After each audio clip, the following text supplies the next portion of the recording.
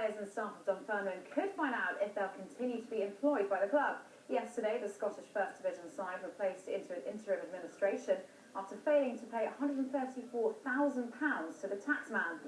Now, our reporter Charles Paston is live at East End Park for us. Charles, what can you tell us? Well, this afternoon we should have a better idea of just how bad the redundancies are going to be here at Dunfermline.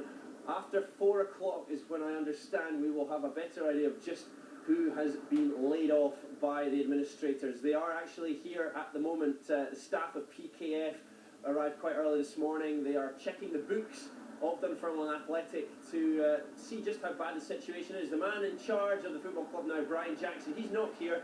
He is at meetings in Glasgow this morning. We expect him mid-afternoon to arrive here at East End Park. He will meet the staff and he will meet the players a little bit later on indeed. He has said that Dunfermline have a 50-50 chance of survival, and he is warned of brutal cuts ahead. Remember, this is the man, Brian Jackson of PKF, who dug Dundee out of a very, very deep hole a couple of years ago. It looked like they were going to go to the wall.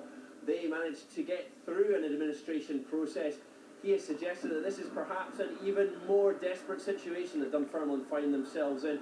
Partly the problem for Dunfermline is the fact that they do not appear to have much support on the ground. Last night, less than 3,000 fans turned up to watch their team lose 2-0 to Falkirk. They were certainly hoping for a bigger crowd than that at East End Park. They were wanting more cash flow. They're wanting more fans to come and support the team, generate income to keep the club running until the end of the season. And that was a disappointing turnout last night. The fans can appreciate how difficult it's been for the players. They've not been paid properly for a couple of months.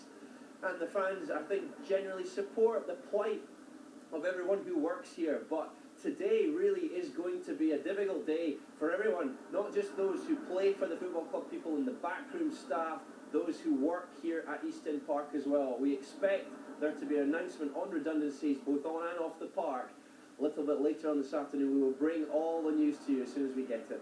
Certainly will. Thank you very much, Charles.